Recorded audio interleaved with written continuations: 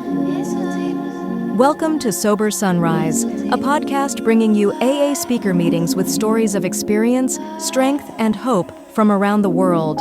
We bring you several new speakers weekly, so be sure to subscribe. If you'd like to help us remain self-supporting, please visit our website at sober-sunrise.com. Whether you join us in the morning or at night, there's nothing better than a sober sunrise. We hope that you enjoy today's speaker.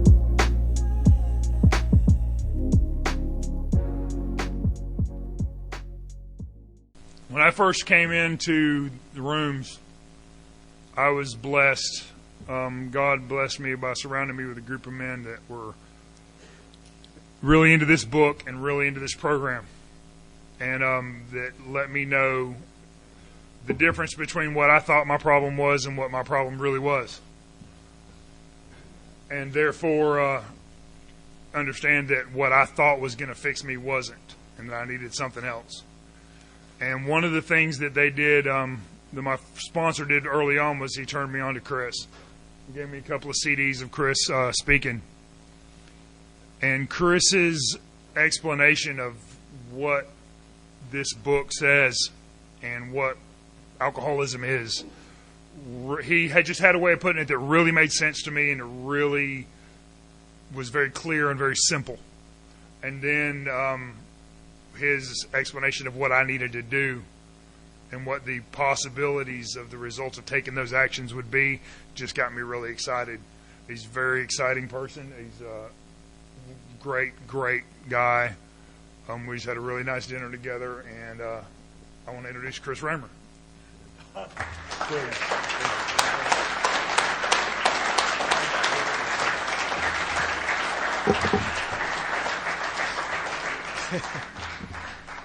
I love it when he's a great guy and he's really handsome and God. No, you left it out conspicuously. I mean, I don't know. Good heavens. My name's Chris Raymer. I'm a very grateful recovered alcoholic. Also a recovered addict. I'm just going to mention that, throw it in at the top and let it go with that. I'm honored to be here. I know a bunch of y'all in here, and I've met before in trips to Atlanta, and some I know from real seedy bars before that, and so that's just the nature of the beast. And I'm honored to get a chance to do this. I know there's some patients in here. Do they call them patients here or clients? Patients.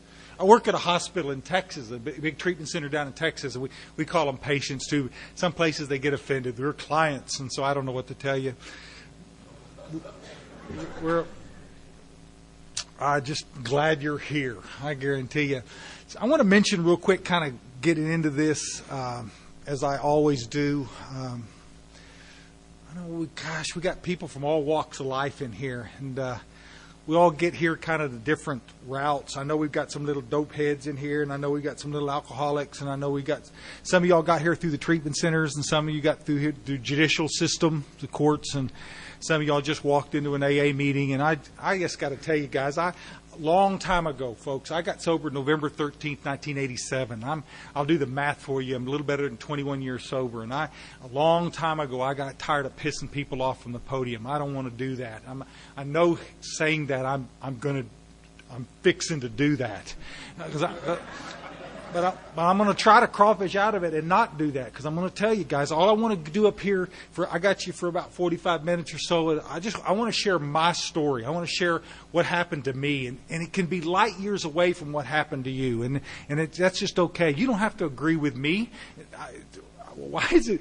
If I agree with you, we're going to be friends. If I don't agree with you, we're not going to be friends. I mean, that ain't how that works. I mean, this is open and roomy. So if some of the stuff I talk about kind of gets under your skin, maybe you needed somebody to get under your skin. I don't know what to tell you. I'm not a big 12 and 12 fan, but I was reading this today to a patient up at the hospital, and he wants to argue with everything. Now, I know none of y'all are like this guy, but this guy, he always wants to argue with everything. He's only been in about 6 treatment centers, but he wants to tell me why this one's not going to work either. And so I want to just mention AA's 12 steps are a group of principles, spiritual in nature, which if practiced as a way of life can expel the obsession to drink and enable the sufferer to become happily and usefully whole. It's kind of like a little summation there of what this is about. And I know some people are ready to get sober, and one of the things I see in treatment a lot is that we end up picking people too green. We end up kind of being triage for folks. You get your butt on fire out there, and then you come into treatment to let the flames die down, get you some rest, eat a couple of Big Macs, then you're ready to go get it again. And it's like, and some of you in here are going to do that. But guys, I know that there's some of you in here, men and women. So there's some of you cats that are so done, it's not even funny. I mean, I got on planes and I travel 45 weekends out of the year. I'm traveling someplace. Not because I like to travel, because every once in a while I'll come across somebody that's just flat done. And I want to help you hear the solution to the problem. I introduced myself as a recovered alcoholic. And I know in treatment that sometimes is kind of heresy, but my big book tells me to introduce myself as that. I am a recovered alcoholic. For 21 years, I haven't obsessed about alcohol or drugs. And guys, I so want you to be there. I don't care what you do with the rest of your life, guys, but whatever you're going to do, it's going to be better if you're not fighting the obsession to drink and drug. There's a way out in which we can absolutely agree. AA, the 12 steps, works for everyone. Make sense? I don't care what this moron, any of you guys watching CNN, they got this little book, $24.95 from this idiot out in California. You can get it. I got it. I coughed up to $24.95 because I wanted to find out what it is. I mean, I've been working a program for 21 years. Who knew all I had to do was buy a stupid book? $24.95, it'll tell you how to get well. And I got to tell you guys, a lot of people are getting well reading that book. A lot of hard drinkers. A lot of party animals are getting well reading that book. The problem is it doesn't seem to do much for alcoholism and drug addiction, which is the problem. Folks, if alcohol is your problem, this place that you're in here right now, this treatment center, will fix your problem because they'll get you detoxed and pat you on the little butt and send you out of here. If alcohol is your problem, you're fixing to get well. If alcoholism's your problem, the stuff's fixing to hit the fan. About the time you get this stuff cleared from your system, now you've got to deal with the mental obsession. It's going to come back and haunt you forever. And that's all I want to talk to you guys about is the way out. I was talking to somebody the other day and was introduced myself as a chronic relapser. And I hate that term. I hate that expression. I don't know what to tell you, folks. That's what I am. I'm a cat that could not drink. I can quit on a dime, but I can't stay quit. You'll follow? I'd have quit for a month for her. I'm going to tell you right now.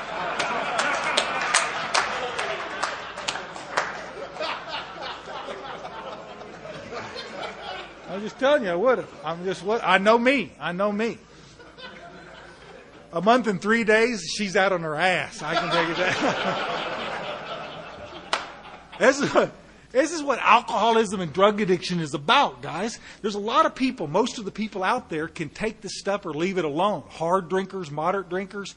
Oh my gosh. I was out on a date one night, did some cocaine with an old girl. She says, "Oh, that was wonderful. Oh my gosh, I still can't feel my face. Let's do that again sometime." And I said, "Hot damn, like now." No, that's not what she meant, and it's like, it's the same with the drinking, you go out and have a couple of, my little sister, I have an identical twin brother that's an alcoholic. His name is Myers, and some of you all heard him, and he and I caught that little old genetic bullet. Alcoholism and drug addiction, guys, is genetic. I mean, if you're still sitting here blaming that bad thing for your drinking, you need to come up with a new line because it's not working anymore. We know that it's genetic in nature. But I'm bummed. Most of us can look up that old family tree and find one or two little knuckleheads fall out of the top. And that's just the way it is. My twin brother caught the bullet with me, and I got a little sister that didn't. We've spent most of the 21 years trying to turn her into an alcoholic because we just thought it'd be so much fun having the three little guys. She just, "Lisa, drink up," and she'll have a couple of drinks. She says, and then she'll stop, just like in mid-drink. And she says, "No, thank you. Starting to feel it."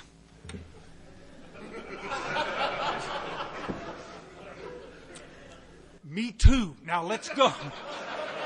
Let's go now. Let's go. And she says, no, you don't understand. I don't like the way that makes me feel. And I'm just like, shh, don't say that out loud. I've got a reputation to uphold here. She just can't. I've seen her drink all her life. She has 1 or 2 little glasses of wine. If she likes it and she sets it down, that's it. Given sufficient reason, she can stop. Leave it alone altogether. My twin brother and I couldn't do that. And I was in the food business. We were talking at dinner with Jerry and some of the guys in the business, and I was wanted to be a chef all my life. And I'm not so sure because I like to cook or because I like to drink and get away with it. Because, in the kitchens, they just, as long as you showed up and did the job, they didn't give her what you did. They'd just come on. And in fact, I lived here in Atlanta for a short period of time in the 70s at Omni, when we opened up Omni International Hotel, and I worked in the kitchens there, and loved that business, loved the industry, and eventually couldn't work in the industry because I was drinking too much. And I remember telling my dad one time, he said, your drinking's kind of freaking us out a little bit, and he was a drunk, and he knew what one looked like. And he said, you kind of need, he said, I said, Dad, if it ever starts affecting my career, I'll quit. Don't worry about that. And it did. And I didn't. Make sense? I get crazy with people that think that this is willpower or a behavioral problem. We see it in treatment all the time. If you loved your kids, you'd quit. If you loved you'd bite me. That's like going up to somebody that's lactose intolerant and said, buddy, if you really loved me, you'd drink that milkshake. It's like, what? We wouldn't even consider doing that. But we do it with alcoholics and drug addicts all the time. It drives me absolutely nuts. I couldn't stop drinking, folks, and I'm starting to see a doctor because I know that there's some problems. I'm seeing shrinks, like psychiatrist doctors. I'm nuts, and I don't understand because I pull all my willpower together and I'm going to quit for her or for the job or for something, and I think I can manage it this time, and I could put together a few weeks, and then I drink again. And there's got to be a reason. So I'm seeing the shrinks, and of course they're all agreeing with me. Chris, you're drinking because you're clinically depressed. It makes perfect sense to me. I says, oh my gosh, when I drink, I'm not depressed, and so here's an antidepressant, brand new on the market. I did the test studies on most of the antidepressants that you little kids, you punks, are taking now. You can thank me for them. We were laughing with Larry one time. There used to be an antidepressant suppository. Didn't last too long. Didn't last too long out there, but it was a hoot taken. I got to tell you, it was. Y'all think I'm kidding? I'm taking antidepressants by the handfuls, folks. And then you go to another doctor. Chris, you're not depressed. It's not that. It's that you're bipolar. You're a little high strung. We're going to give you these medications. It'll help you with us. I'm taking that and the antidepressants. You're adult attention deficit disorder. You got that, and I'm taking this. And I'm saying, guys, I'm going to tell you, I spent most of my life so medicated. I didn't have to worry about gaining any weight because I couldn't eat. You have to be actually hold food in your mouth and swallow before that. And I'm just a mess. Doctor prescribed medications right now is what we're seeing in our hospital more than anything else. It freaks me out what's coming towards us. This pill epidemic that's hitting this country is going to make the crack epidemic look like kids play. And it's worse. It's nastier. It takes longer to detox from, and it's going to be horrible. If any of you guys are chipping with that stuff, chip something else, because it's going to be nasty. Doctors ain't fixing me, and I'm going nuts. And I got married because that was going to fix me, put some roots down up in North Texas. And we have a little domestic disturbance, and the cops, you know how that goes. And I ended up back in therapy with a guy, and he's this low-rung counselor, and he just says, Chris, I don't know about all this other stuff.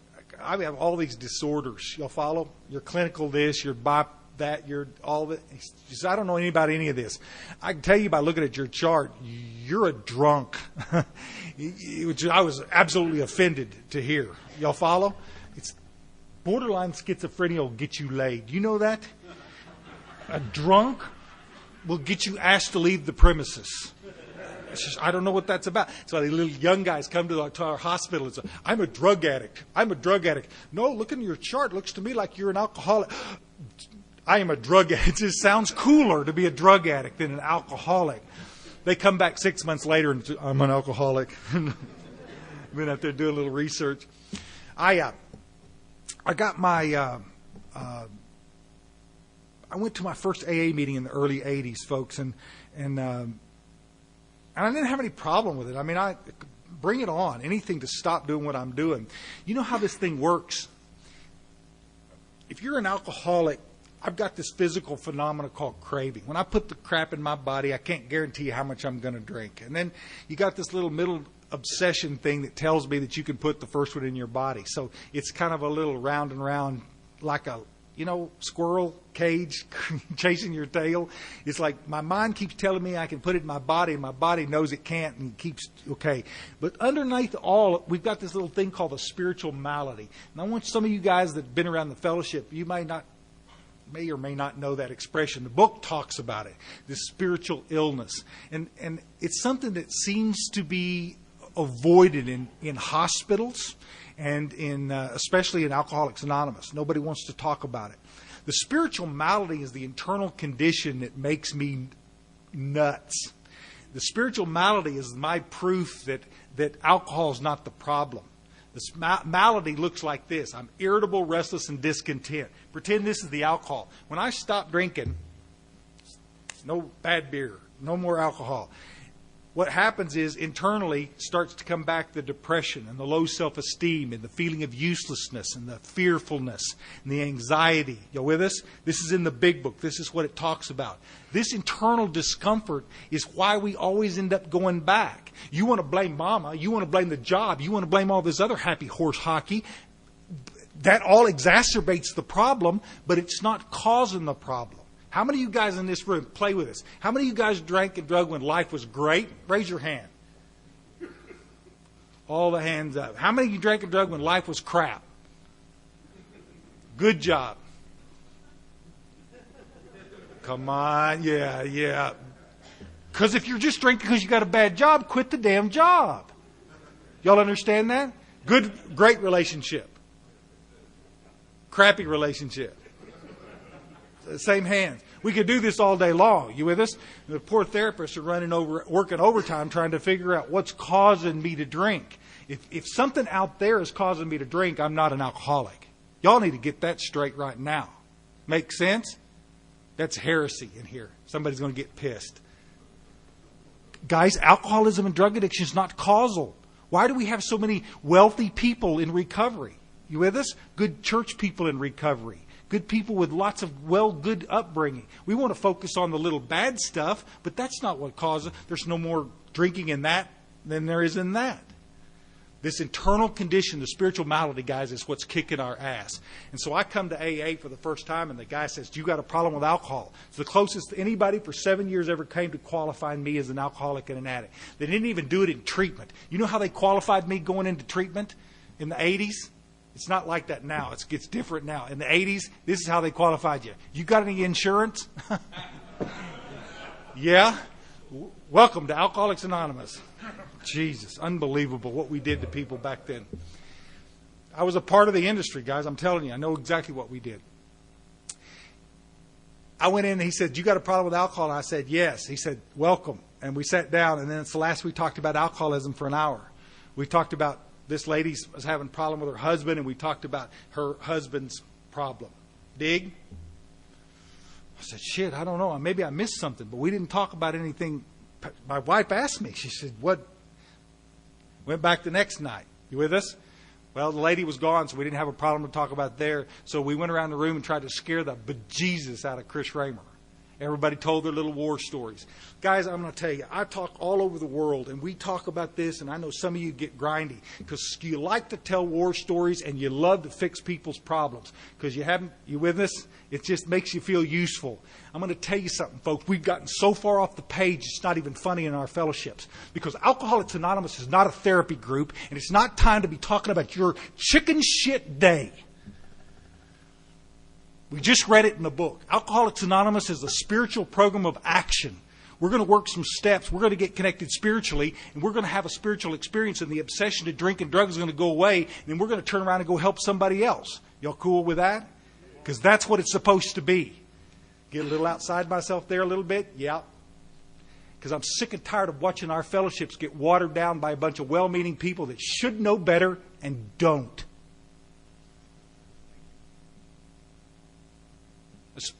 Guys, I sit in front of a computer all day long and I get emails from all over the world. You know what they hate about AA?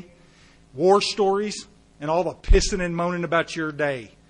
Do you need to tell a war story? You better believe it in a 12-step call. You're having trouble staying sober? I'm going to slide up next to you. I need to tell you some stories about myself, and you're going to share some stories about yourself, and I'm going to get your confidence, and then I'm going to hook you into this program. I'm going to sell you on this idea of the spiritual experience. But I'm not going to be able to do that till we tell a story or two or three.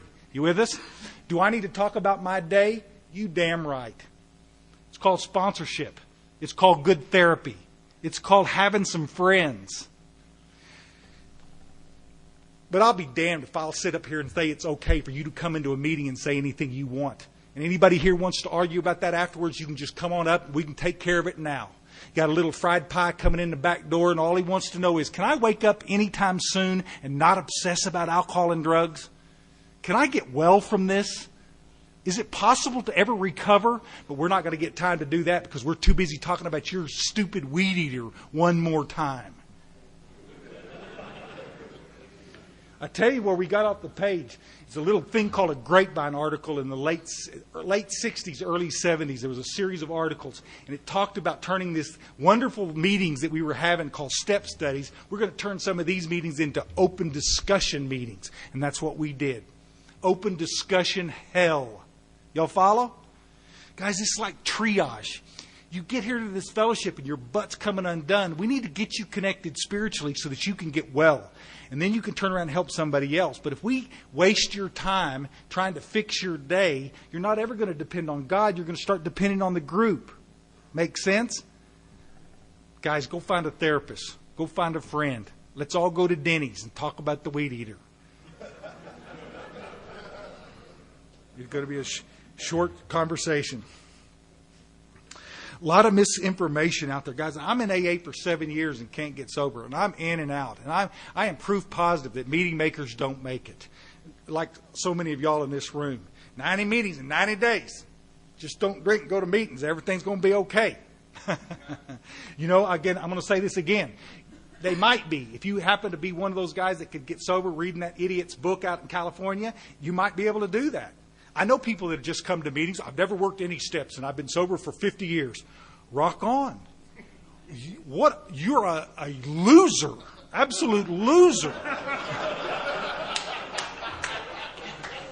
God. The fellowship, the love got me sober. You are not one of us. You are not an alcoholic.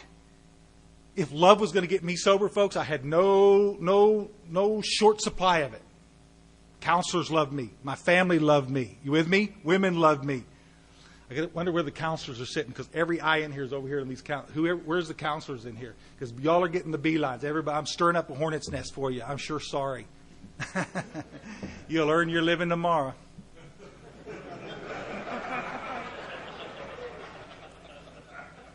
Hey. Here's what a misconception looks like, friends. But here's what a misconception. Y'all know what a misconception is? Misconception is that I can look at something and see something and believe it's that, but be completely wrong. You with us? How many of you guys have ever done that in a bar? She'll go out with me. And then find out when hell freezes over, she might go out with you. Y'all understand that? It's a misconception. And this is why I get rabid from the podium sometimes. And I get cranky in treatment centers sometimes when we're teaching so much stuff that's disguised as recovery and is not. Treatment centers are the best, are the bomb. They can teach you how, one, they can detox you the right way, safe way, and then they can teach you some cool things in early sobriety that'll keep you on the straight and narrow. But a treatment center is not going to fix your problem.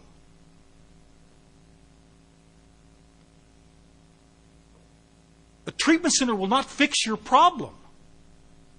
The spiritual experience gets you connected spiritually, and that thing called God, whatever we believe is God, fixes the problem. Make sense? Well, I don't believe in God. Well, would you be willing to work the steps anyway? Because if you do, you're going to believe in something. I don't care what you call it. No, I won't believe in God. I don't believe in spirituality. I'm not willing to believe in any of that. Rock on. There's this book for $24.95.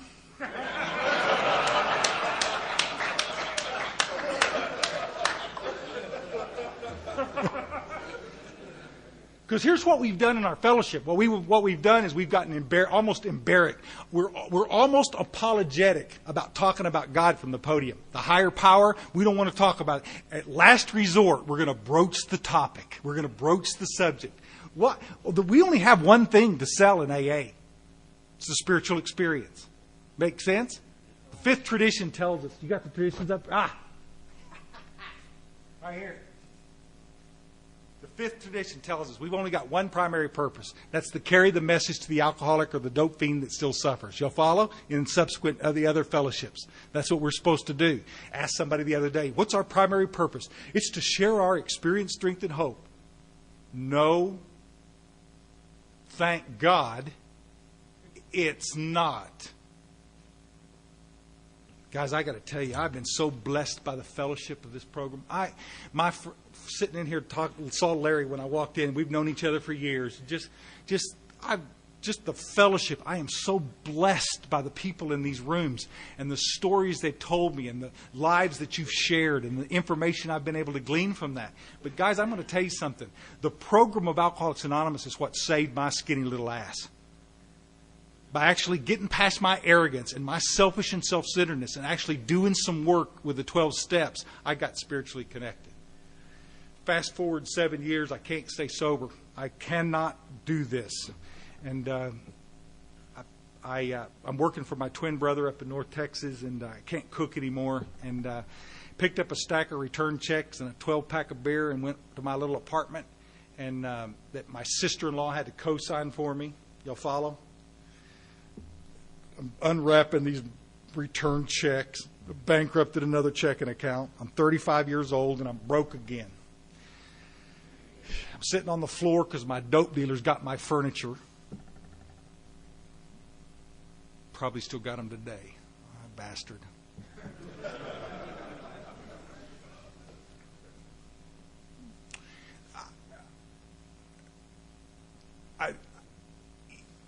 I tell you, I don't know how to explain it, guys.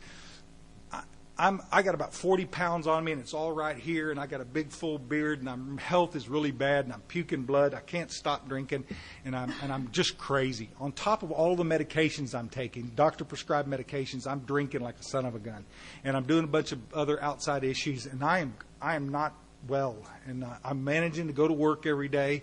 I drive an old beat-up pickup truck, and God, I'm just sad. I'm sick.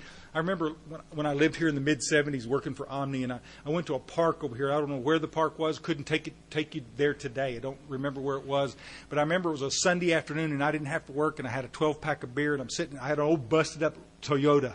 And I'm sitting in that park, and I'm watching all the families play with their kids. You with us? Dogs out there. Typical Sunday afternoon. Families are out there having a good time. And I'm sitting in that car figuring out, wondering where I could get a gun so I could finish this job now and get it over with. Because I know I'm never going to have a family, and I'm never going to have a dog. I'm never going to have anything that those people are having. I mean, it's not about just feeling sorry for myself. I am so sick and tired of, this is not who my dad raised. I didn't intend for this to be like this. I mean, you can make all the excuses you want and rationalize until the cows come home why you ended up like this. The bottom line is, the booze had everything to do with it. I can stop drinking for periods of time, but I don't get better. I get worse. And the voices start to come back, and my head starts to scream, and I have to drink or off myself. I'm sitting in this apartment, cold November night up in North Texas, and it's November the 12th. It was the cold Thursday night, and I heard a voice that night.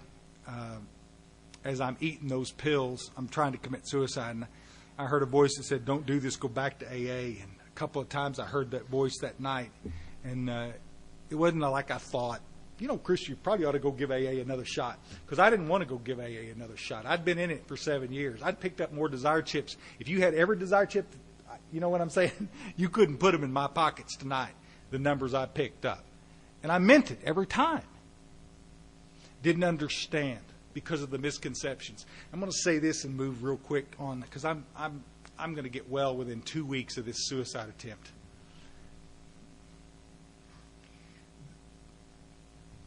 I'd go into AA, and this guy over here would be saying, Chris, you really need to kind of get on this 12-step stuff because, there's kind of a sense of urgency here.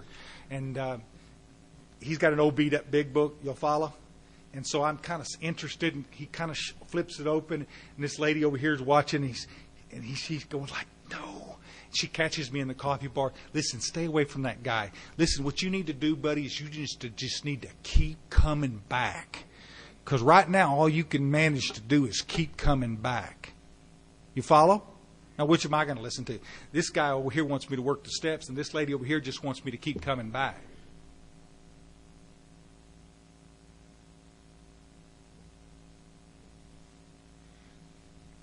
Anybody in here, I love and respect you. I'm going to tell you now, if the best you can come up with for one of these newcomers is keep coming back, shut up. Thank you. You're welcome.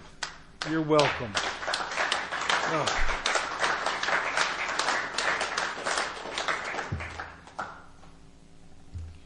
You don't need to worry about the big book. You just need to do this. You don't need to do... No. You haven't been sober long enough. You can't chair a meeting. You can't make coffee. You can't go work with others. You can't do jack. You just need to get your feet on the ground and everything's going to be okay. Y'all understand this? And yet the big book says exactly opposite. Work with others. Help others. Get out of your head. Go do some work. Make sense? But nobody's telling me that because they're tiptoeing around me trying to... Oh, my God. They're so concerned that I'm going to leave the fellowship. Jesus, guys, we only have one message. Work the steps. Have a spiritual experience. Recover. Go help somebody else. That's what we do. Jesus. You can't sponsor anybody till you've been sober a year. God, where does it say that? Jesus, help us. Can't chair a meeting until you've been sober 6 months. Why? Does it take a freaking degree? You have to be a rocket scientist? Jesus. I'm on a tear. Misconceptions, guys. I want to read something to you real quick. Some of y'all are going to get. Y'all like the grapevine? I hate it. Okay, here.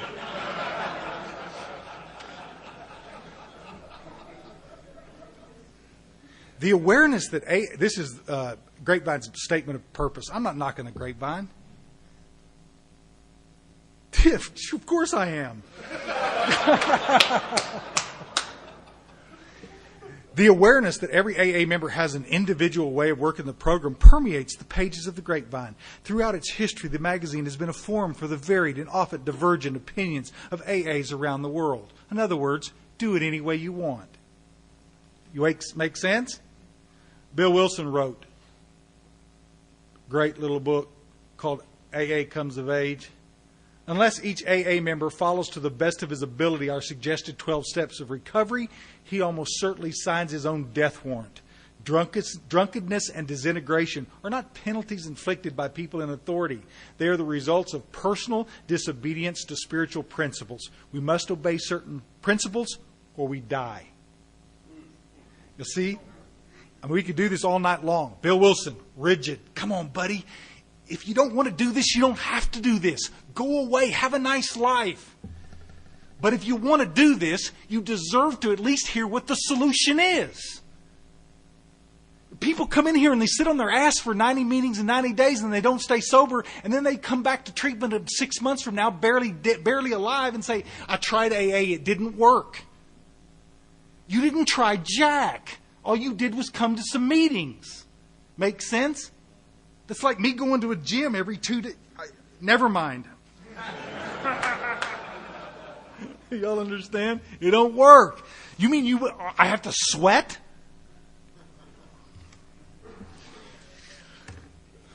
I made myself sick that night, and I laid down on the bed, passed out.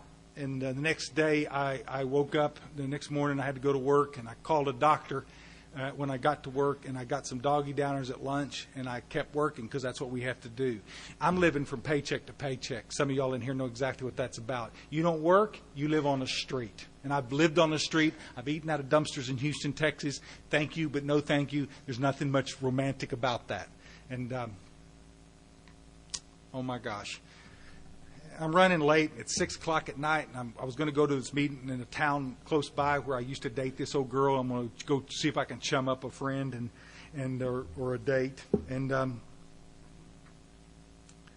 I'd gone back to this other meeting. I knew where it was, and I went over because I was running late. And this guy that had 12-stepped me 3 years before had driven me by this meeting. He said, "See that room right there?" He said, "Yeah, that's where them A and A'ers meet." And I said, "I'm going to tell you something, buddy. These AA guys, these ain't the little meeting make it kind of guys." It says, if you don't want to actually do the work, don't go to this meeting because they're kind of militant. You'll follow?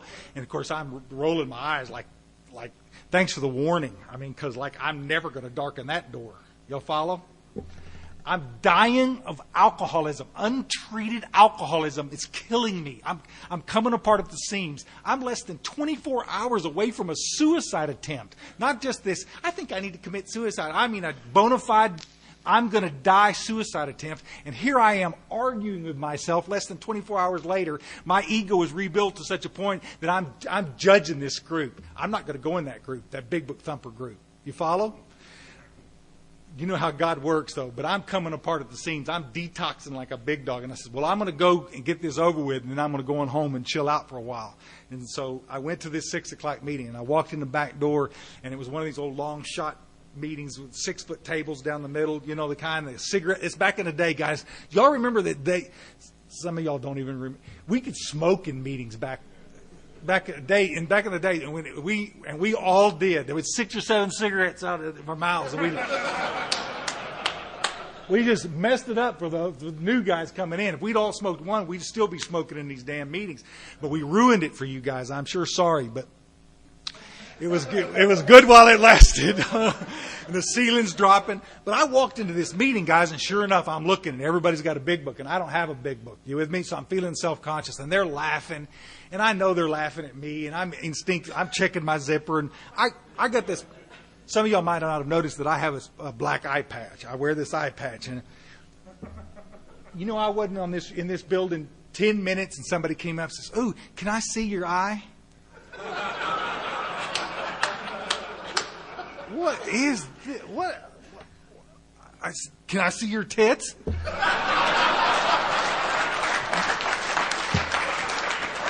What is that?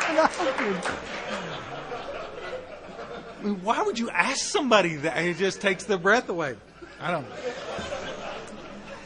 But I'm sitting there and I've got this. I'm just kidding, guys. I'm sorry. That was inappropriate. And I'm sitting there like this. It was. And I'm walking into this room like this, and it's like, you never know with me whether I'm wearing an eye patch or an ear muff, you know, because it's like it's always sliding around crooked, you know, and I got this big full beard. And I mean, I am a mess, guys. I'm so self-conscious. Everybody's laughing. I know they're laughing at me. And I say, I back out. I said, I can't do this. I get about halfway in, and I stop, and I back up, and I stepped on this girl's foot. This little girl had gotten between me and the door, and she hooked her finger in my belt loop. I'm going to tell you guys in all sincerity, she was 19 years old, and she was a very nice girl, and she was a member of her home group of Alcoholics Anonymous. And she wasn't off in some little young adult meeting. She was in an AA meeting with the rest of us knuckleheads. If it hadn't been for this little 19-year-old girl, I'd have been dead. Make sense? An old boy like you snuck his finger in my belt loop, you'd have been dead, you know. And I'd have been in jail, you know. But I tell you, but I wouldn't have been sober. But this little girl, she took the breath away. I mean, I think God knew what He was doing. And I'm in like, what the hell? And I sat down, and she got me a cup of coffee and some paper towels, and we went off to the races. The chairperson, listen, I got to tell you, the chairperson had seen me up in North Texas for about 10 years, and he was 10 years sober. I'd been up there about 7 years. Man, he did something I haven't seen much of even to this day. The chairperson took charge of the meeting. I know it's hard to believe. It didn't have any of this. Well, this is your meeting. Who's got the problem? There was a little guy that was obviously detoxing in this AA meeting. He knew the history. It wasn't everybody's meeting. It was my meeting. Y'all understand this? And he instructed the room what to do. He said, buddy, we got a newcomer. Guys, let's don't tell any more stupid war stories. This guy knows how to drink. He's drank more than most of you guys. Ha, ha, ha, ha, ha, you know. And then he said, let's tell him what our lives are like today as a result of working the steps. Shit. Talking about getting my attention. I hear people all the time, I don't remember my first meeting. I remember that meeting. I caught my attention. No war stories, no pissing and moaning, nobody shoving me out of the way to talk about their grandkids. Just straightforward, here, buddy, let me tell you point blank what happened to me. Getting credit cards back, buying houses, going back to school, getting some artwork, doing the cool things they've always wanted to do. Y'all follow? Man, they talking about pulling somebody with a vision. Why is it that that's such an anomaly in our own fellowship? This is what we're supposed to be doing. Life is great. Sobriety is a hoot. Why don't we talk about that instead of trying to be junior therapists and fixing everybody's stupid problems? Life is good. But I'm less than 24 hours away from a suicide attempt, and I think life sucks, and I'm scared to death. And I don't have a clue how to do this. And they went around and told me how to do it. They didn't get long-winded. They didn't talk about stuff I couldn't understand. They talked about the basics. That's where God meets us. Every single one of us in this room. That's where God meets us. He's not going to leave us there. They're going to pull us with a vision. At the end of the meeting, I'm like, whoa. And this old geezer at the chair in the meeting, he says, buddy, are you done? He says, I got to ask you the question. You picked up a desire chip. We've all applauded, hugged your neck. I got to ask you, because the book asked me to ask you, are you done? Well, one day at a time. That's what I thought. Got his coffee and left the room. Oh, wait. What? Wrong answer. Remember I told you about misconceptions? Guys, if you need that parlor trick to stay sober, go ahead. But the big book says we live life one day at a time. He said, Chris, buddy, I know you don't know how to stay sober. And on a daily basis, we're going to get what we need from God. We're going to show you how to get the same thing. We're going to show you how to stay sober. You got a daily reprieve. But it starts with a freaking commitment. Are you done? Are you willing to go to any length? Everybody that comes into that hospital where I work, they're all ready. You can go down to the special care unit down there where they're all detoxing and ask. There was 20 of them there right now. I can go wake them all up and ask them, buddy, are you ready to do this? Absolutely. I'm ready to go to any length to get sober. You with me? Right up until the point it starts to get uncomfortable. And then I'm going to tell you to kiss my ass. Y'all understand it? Guys, the 12 steps are going to ask you to do some stuff you don't want to do. Like rely on somebody to help you stay sober. First off. If you'll commit, it'll be easier for you to get through to that spot. You think it's going to be easy? It's not. It's going to be confusing. You're going to have to feel uncomfortable. People are going to ask you to do stuff you don't want to do. It's just like what happens in this hospital. I guarantee you they're asking you to do things and look at things that you don't want to look at. There's a few of you that will look at it.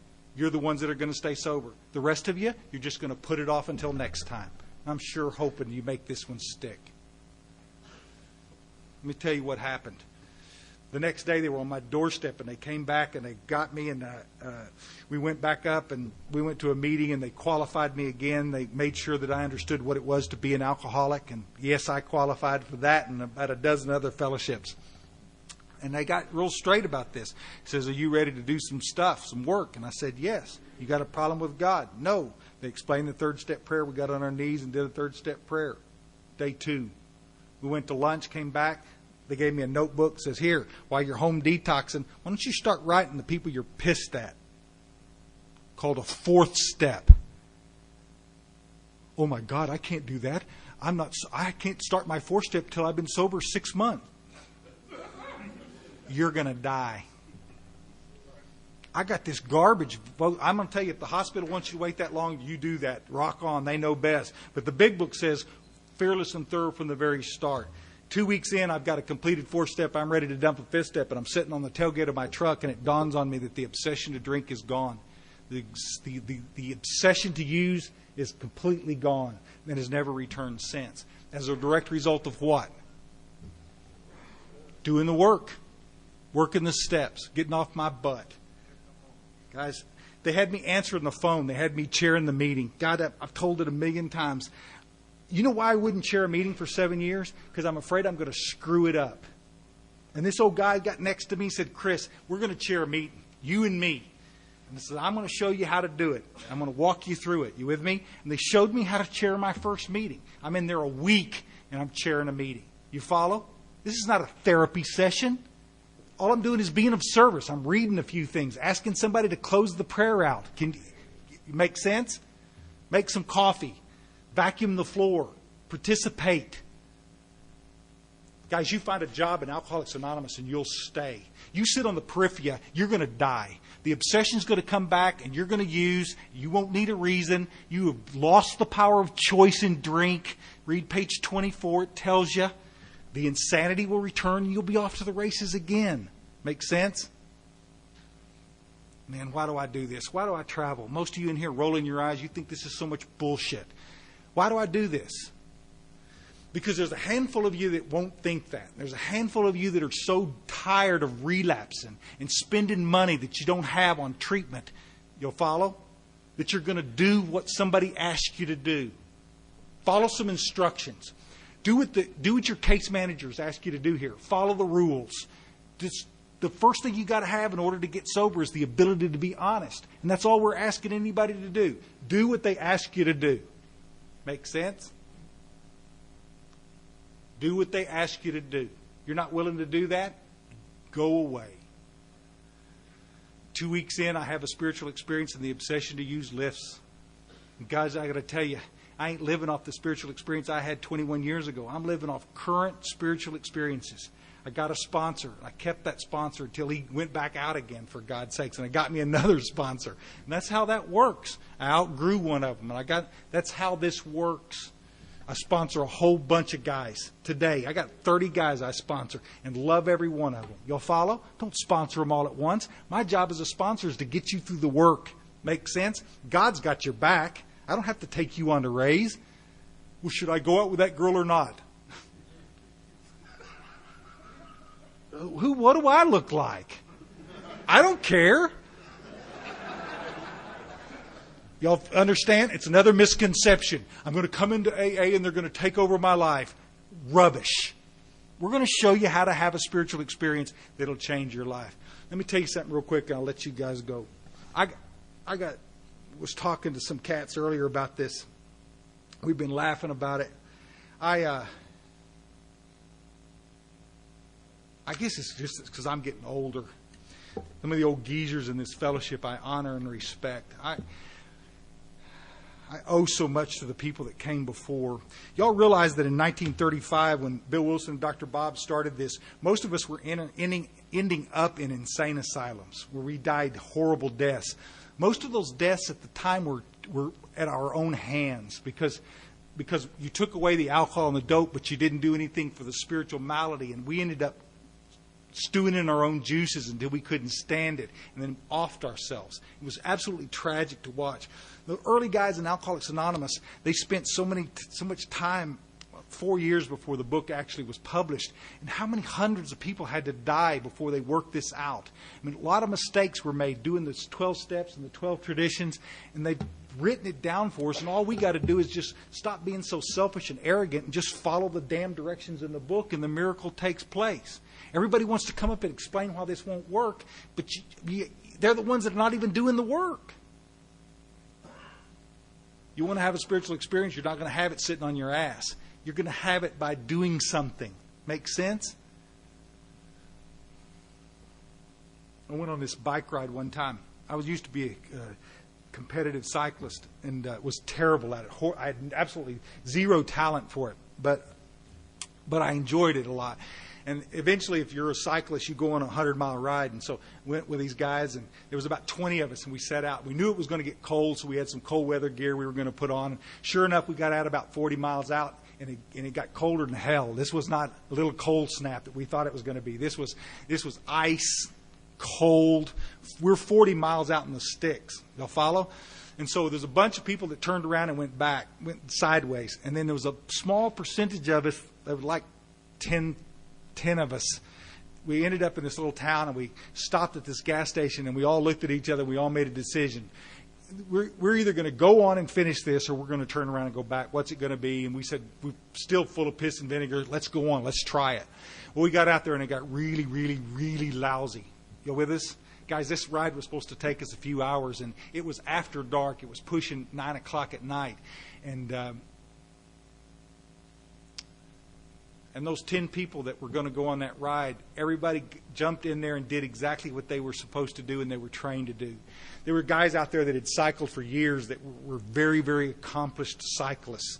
And they got around us that were beginners, basically, novices. And they would literally push us up these hills. You'll follow? Because we had to get home. We couldn't stay out there. We'd die, literally, with hypothermia.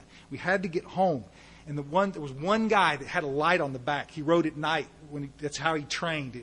Because only time and he got behind us and he followed so that the cars they couldn't see us. We were covered in mud. You couldn't see the reflective stuff we were wearing. And this guy got behind us. Everybody took turns leading in the front, even the little guys like us. And about 9 o'clock that night, must have been after 9:30 or 10 o'clock, we pulled into where we started that morning. 100 miles on the odometer.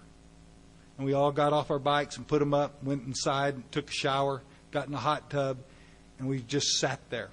And nobody talked, and nobody said a thing. And everybody in the place had tears in their eyes. Because we weren't supposed to be able to do that. And we did it.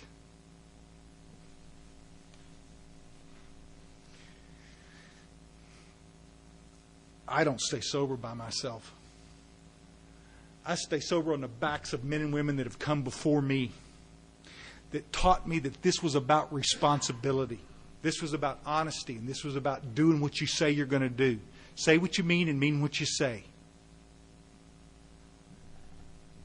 They loved me enough to tell me the truth, and they weren't going to candy coat this for my sensitive little chicken shit feelings.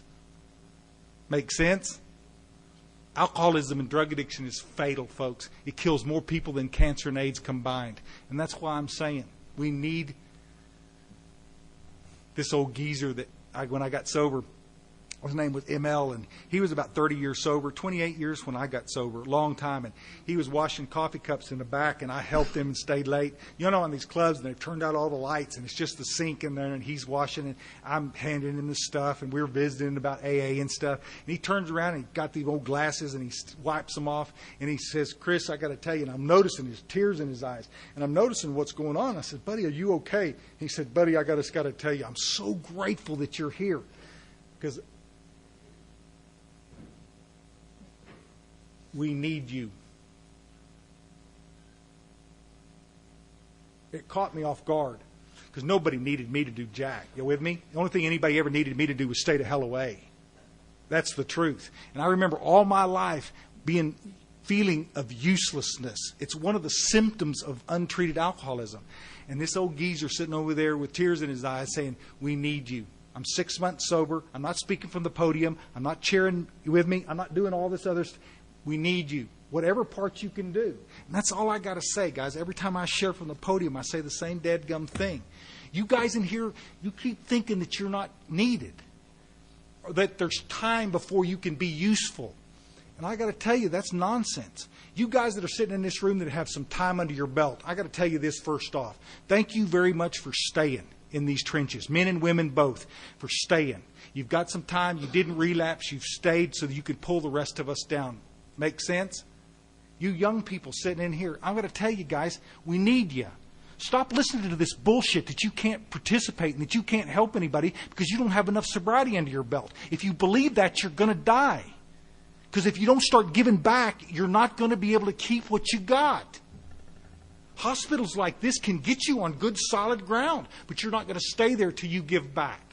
We need every young adult in here, every black person in here, every gay person in here. We need you. I wish everybody was going to hear the message from me. I travel a lot. There's a certain percentage of people that my abrasiveness will crack your egg. And some of you in here, you need to be very gently spoon-fed this program. The book says that every single one of us in here, or in our own way, are going to transmit the same message. Y'all understand? This is the medicine. Some of us will gulp it, some of us will sip it, but the medicine's the same. I think there's a dark side out there that would like to have nothing better than to have every single one of us sitting in here questioning whether or not we can be useful or not. These guys that bring the meetings out here, slide up next to them and ask them what you can do to be of service. Chair a meeting, set the chairs up, break the chairs down. You're going to do something to give back, or you're going to go away. And I got to tell you, we need every dadgum one of you. That was the greatest thing that man ever told me, and it kept me in this fellowship for 21 years. We need you guys is light years away from keep coming back. Y'all understand that? We want you to keep coming back, but we want you to be a part of our ride. I didn't bond with every cyclist I ever came across, and I don't bond with everybody in AA. Just because you're in AA doesn't mean we're brothers. Let me watch you chair that meeting. Let me watch you go out of your way to help that little guy in the back that's coming unglued. Then we're brothers. Thank you so much for asking me. Thank you.